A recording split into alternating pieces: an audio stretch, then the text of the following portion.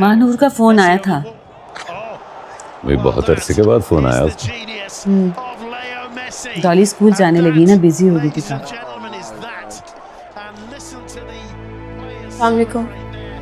इधर आओ, चला बात सुनो मेरी।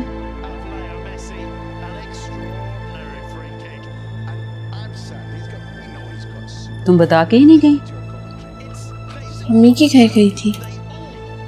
मैं ये नहीं पूछ रही कहाँ गई थी, मैं ये कहना चाहती हूँ कि तुम किसी को बता के क्यों नहीं जाती। जल्दी में थी। सब खैरियत है ना? जी, वो बस अम्मी की तबीयत ठीक नहीं है। अभी कुछ दिन पहले भी तुम अम्मी की तबीयत की वजह से गई थी। अगर कोई सीरियस मसला है तो वो देखो उजाला, अगर कोई ऐसा मसला है तो उन्हें मेरे पास ले आओ, मैं खुद उन्हें चेक करूंगी। वैसे भी बीमार नहीं है। खैर, मैं जाऊं अंदर?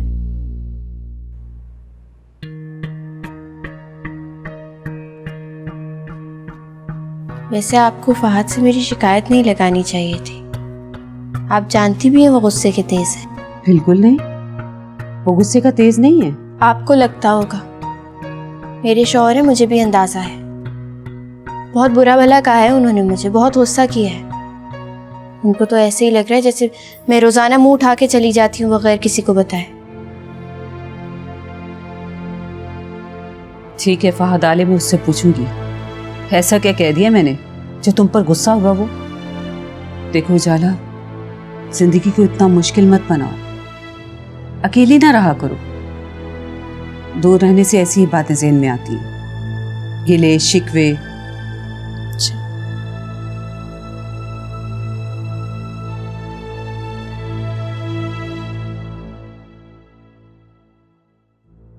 तुम उससे ये सब बातें करने की क्या जरूरत थी? कैसी बातें? यही अकेले, दूर, गिले शिकवे वगैरह वगैरह। उस पर कौन सा असर हुआ है? तुम एक कान से सुन के दूसरे कान से निकाल क्यों नहीं देती? देखिए शायद मैं ऐसा नहीं कर सकती। इसलिए कि उजाला तुम्हारी बहू है। नहीं, इसलिए कि वो गलत है। बस फहद आ जाए तो मैं उसे साफ साफ कह दूंगी कि जहां भी जाया करो इस सौगात को साथ लेकर जाया करो, मुझसे इसकी चौकीदारी नहीं होती। माशाल्लाह, पूरी सांस लगी, सांस।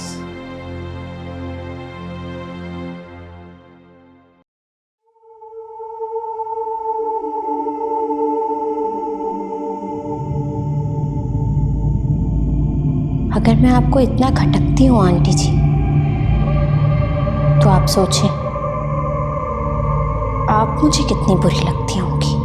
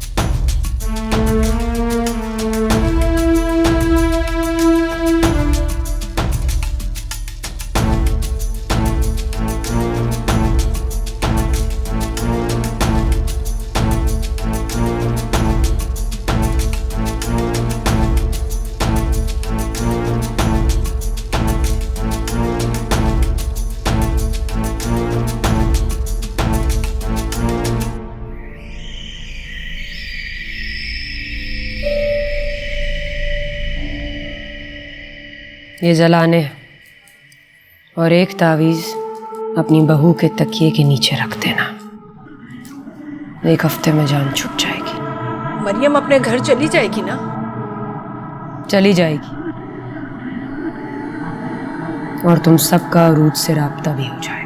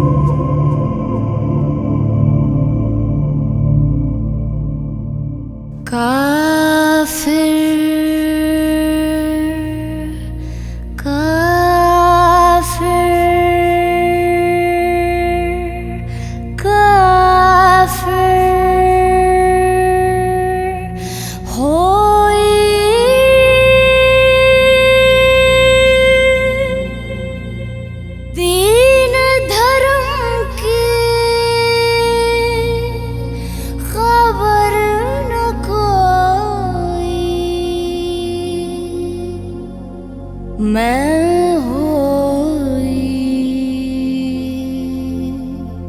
तेरे इश्क में काफिर मैं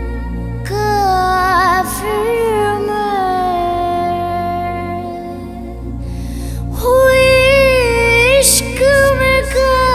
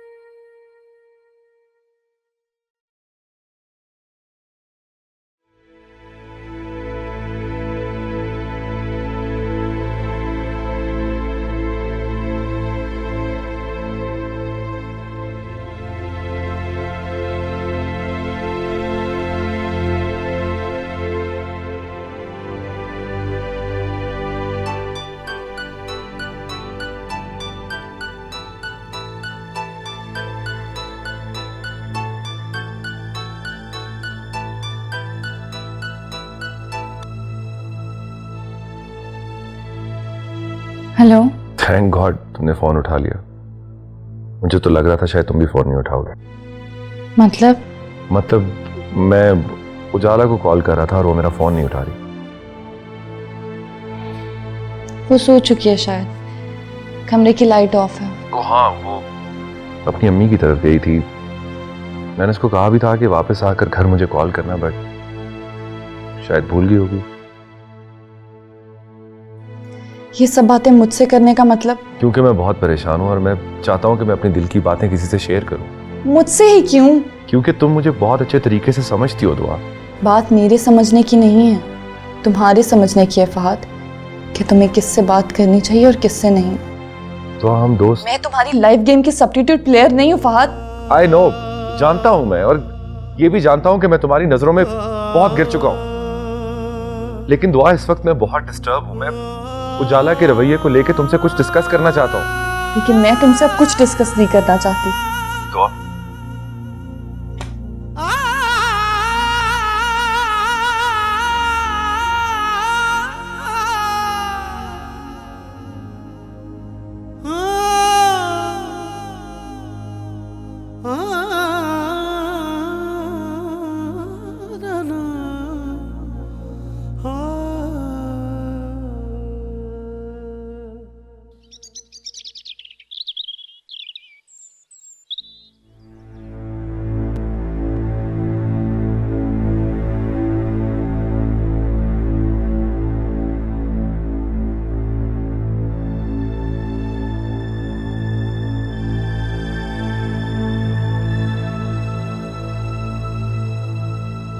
मैंने अपना और सलीमा का वीज़ा अप्लाई कर दिया और इंशाल्लाह वीज़े लग जाएंगे। वीजा तो लग जाएगा, पहले आप उरूज और सरमद से राब्ता करने की कोशिश तो करें।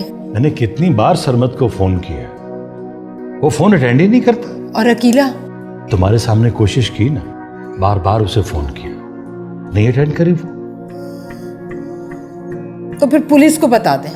क्या बताऊं? यही कि हमारे साथ फ्रॉड हुआ है। अब तुम्हें ख्याल आया।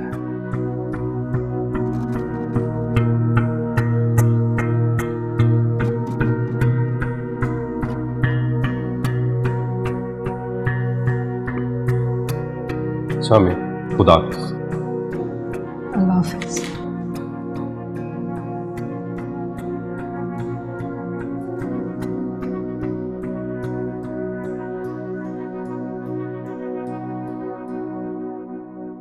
तुम्हारा माँ के घर जाने को दिल नहीं करता?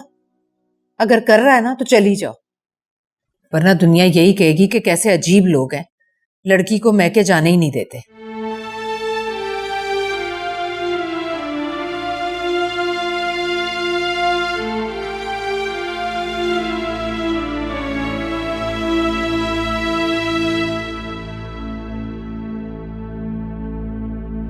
मरियम, मेरे और तुम्हारे ज़ब्त का आज से एक नया इम्तिहान शुरू हो गया।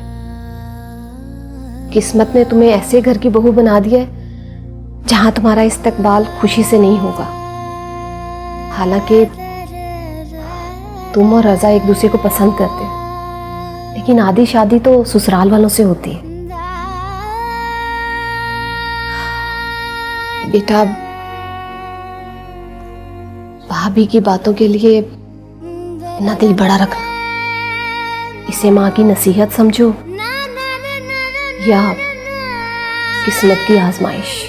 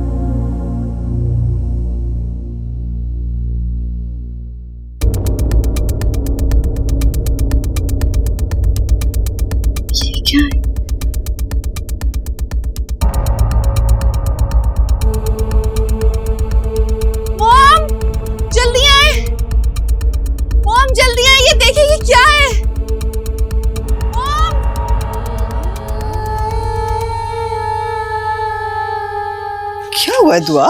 ये देखिए।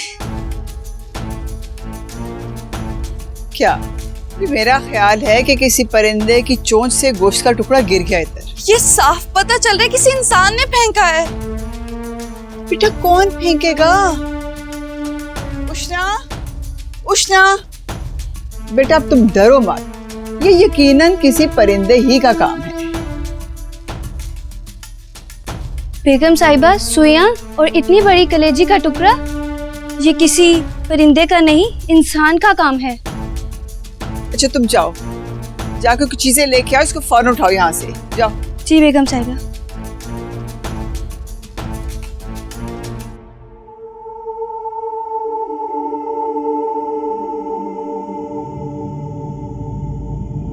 आओ दुआ, अंदर चलते, आओ, आ जाओ।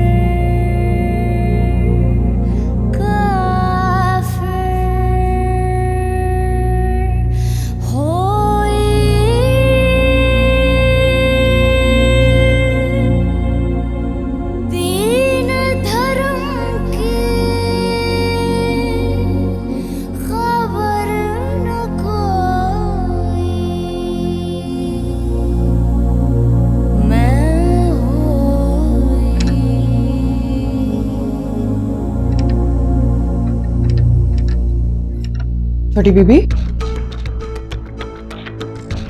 छोटी बीबी कोई काम है क्या?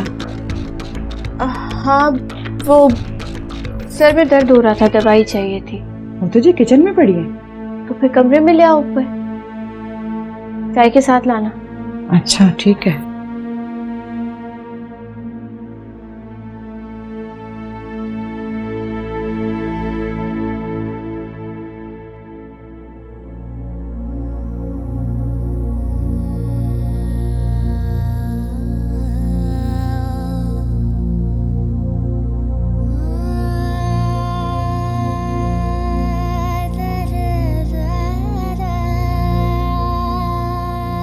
दुआ, बेटा परेशान ना हो। समझ नहीं आ रही कि क्या करूं। बात तो बहुत खौफनाक है। मुझे ये सिफली किस्म का काम लगता है। सिफली? क्या मतलब? काला जादू। लोग तो दूसरों की जान भी ले लेते हैं अमल करवा के। माय गॉड, इतना जुल्म करते हैं लोग। इससे भी बड़े बड़े जुल्म करते हैं। हम क्या करेंगे मॉम? दुआ, तुम बेटा जरा ध्यान रखना कि ये अमल दोबारा तो नहीं हुआ, और अगर दोबारा हुआ है तो कब? अब जैसे आज मंगल है ना, तो ये देखो कि ये क्या मंगल के मंगल होता है। मुझे बहुत टेंशन हो रही है। तुमने टेंस बिल्कुल नहीं होना। देखो बेटा, सिफली अमल से इंसान को कुछ हो या ना हो, लेकिन वो नफसियाती जरूर हो जाता है। अब बेटा मैं नहीं चाहती कि अब जब एग्जाम्स तुम्हारे सर पर हैं तुम किसी किस्म की भी कोई टेंशन लो। अब तुमने कुछ नहीं सोचना, ठीक है?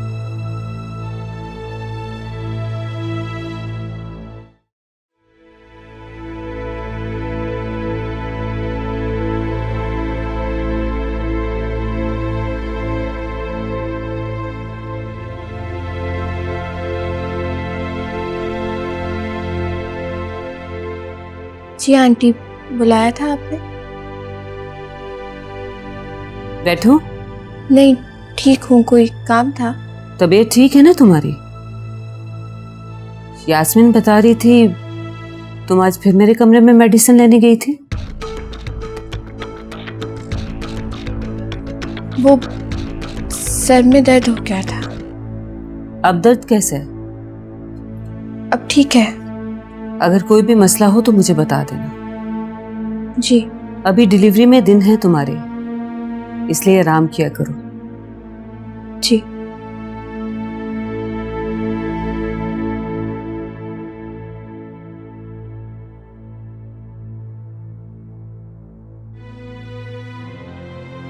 कुछ समझ नहीं आ रही क्या मसला है,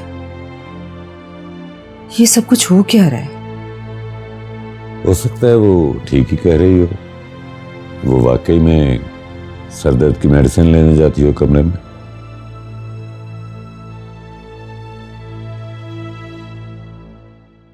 मुझे समझ में नहीं आता है फहद, आखिर आंटी मुझसे चाहती क्या है? जिंदगी तंग करके रख दी है मेरी। ओह, मुझे यकीन नहीं आता कि तुम मेरी माँ के खिलाफ कैसे बात कर लेते हो। माँ है मेरी, उनकी इज्जत किया करो। कैसे इज्जत करूं बताओ? आज मेरे सर में दर्द था, दवाई ढूंढने के लिए उनके कमरे में चली गई, लेकिन दरवाजा लॉक था। मुलाजिम ने देखा और झट से शिकायत लगा दी कि मैंने दरवाजा खोलने की कोशिश की। पहली बात तो ये कि दरवाजा लॉक होना ही नहीं चाहिए। दूसरी बात ये कि मुलाजिम को क्या जरूरत पड़ी थी कि शिकायत लगा दे? तुम ख्वाम शक कर रही हो, ऐसी कोई बात नहीं। तो क्या ये शक की बात नहीं है? उन्होंने लॉक क्यों लगाया? भाई घर में नौकर चाकर होते हैं, जब मामा जाती होंगी तो लगा देती होंगी लॉक। इससे पहले तो कभी नहीं लगाया, जब सारा घर मुलाजिमों के सर पर छोड़कर जाया करती थी। इसका मतलब मुझसे ज्यादा भरोसा मुलाजिमों पर है ना उनको। तुमने पहले भी कभी देखा था कि दरवाजा लॉक है या खुला हुआ? हाँ, नहीं, मैं क्यों देखूंगी? नींद आ रही है, बाद में बात करती हूँ। Okay bye. खुदा हाफिज़। माँ का चाहिए था।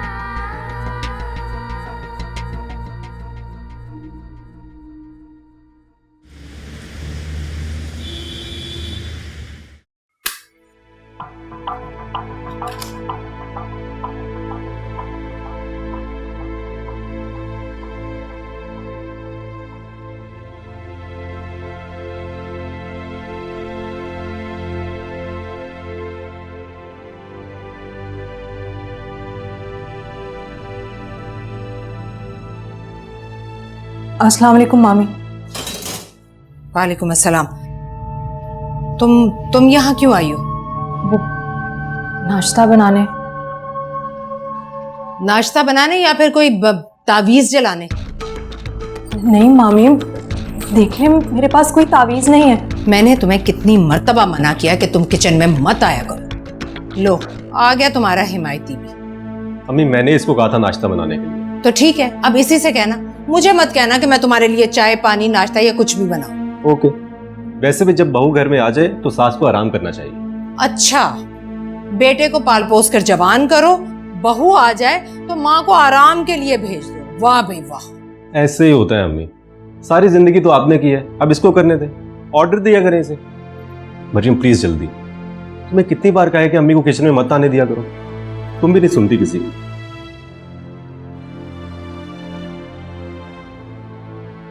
अच्छा तमाशा रचा लेती हो तुम मेरे बेटे के साथ मिलकर।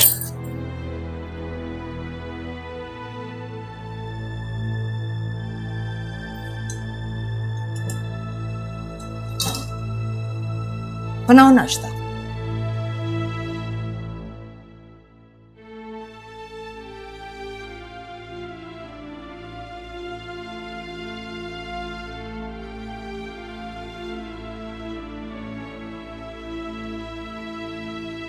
मैसेज आया है, पासपोर्ट आ गए। अल्लाह करे वीजे भी लग गए हों। लग गए होंगे, अब तो हमारा जाना बहुत जरूरी है।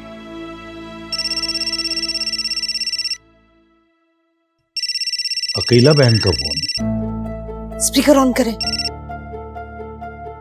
मुबारक हो भाई साहब, अल्लाह ने बहुत प्यारा सा बेटा दिया है। बहन आपको बहुत बहुत मुबारक हो। तुम्हें मुबारक हो सलीमा। आज ही हॉस्पिटल से आए हैं। लीजिए, बात कीजिए अरूज से। ये लो, बात करो। अस्सलाम वालेकुम अब्बू। उरूज, मम्मी। उरूज बेटा कैसी हो? अरूज बेटा तुम ठीक तो हो ना? जी जी अब्बू, सब ठीक है। आपकी और अम्मी की इतने दिनों बाद आवाज सुनी है ना, तो आंसू आ गए। और बेटा मुन्ना कैसा है, किस पर गया है? बच्चा मुन्ना तो बिल्कुल अपने मामू पर गया। जब इसको गुस्सा आता है ना, तो ऐसा लगता है जैसे छोटा राजा मेरी गोद में है। अरे खून तो फिर खून होता है ना बेटा। अरे क्या नाम रखा है मुन्ने का? अबू, सरमत ने मुन्ने का नाम अरीश रखा है। अरीश? वही माशाल्लाह, बहुत प्यारा नाम रखा है उसने। अच्छा, हमें अरीश की तस्वीरें तो भेजो बेटा। हाँ, अरीश सरमत की तस्वीरें। जी जी, मैं आपको कल सुबह व्हाट्सएप करती हूँ। लाओ, बात कर। अच्छा भाई साहब, फिर बात होती है। अरीश ने अपनी मम्मा को बुला लिया है। अच्छा, बहुत बहुत शुक्रिया बहन जी, बहुत बहुत शुक्रिया। अल्लाह हाफिज। अल्लाह हाफिज।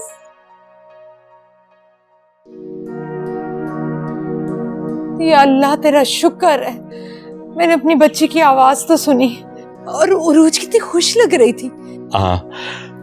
अल्लाह उसे हमेशा खुश रखे। उरूज ने टीवी पर आकर सबके होश उड़ा दिए। सब खौफजदा हो गए होंगे उससे।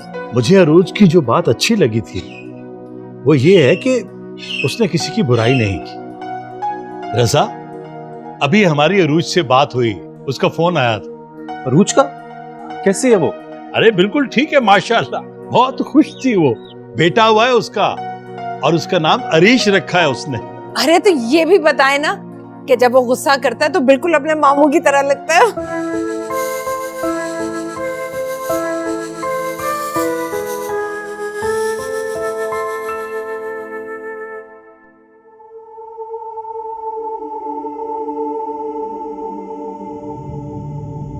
आज भी ट्यूसडे है, लास्ट ट्यूसडे भी ऐसा ही हुआ था।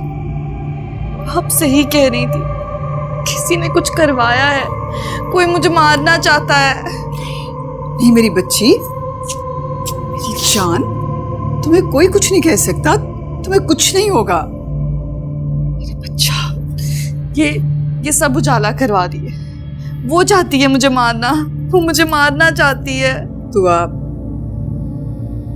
बेटा, बेटा बिना देखे किसी पे शक नहीं करते। शक नहीं है मम्मा, लास्ट ट्यूसडे भी यही हुआ था। अच्छा दुआ, अगर तुम्हें शक है ना, तो अगले मंगल को मैं मुलाजमों की ड्यूटी लगा देती हूँ। बल्कि हम खुद उनके साथ जागेंगे और देखेंगे कि ये काम कौन करके जाता है। ठीक है? अब तुम बिल्कुल परेशान नहीं होगी। आयतुल कुर्सी पढ़ो और चारों कुल पढ़ो। बेटा अल्लाह के कलाम में बहुत ताकत है, इतनी ताकत किसी में नहीं। जी। और तुम्हें पता है काला जादू करने की कितनी बड़ी सजा है? बहुत बड़ी। देखो बेटा, किसी का नाम ना लेना, किसी पे शक ना करना, अल्लाह पे भरोसा करो, अपना मुंसिफ उसको बनाओ, वो इंसाफ करेगा। मेरा बच्चा। जी मां।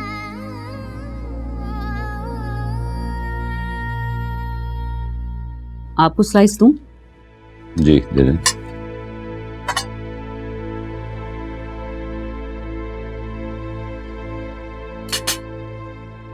Thank you.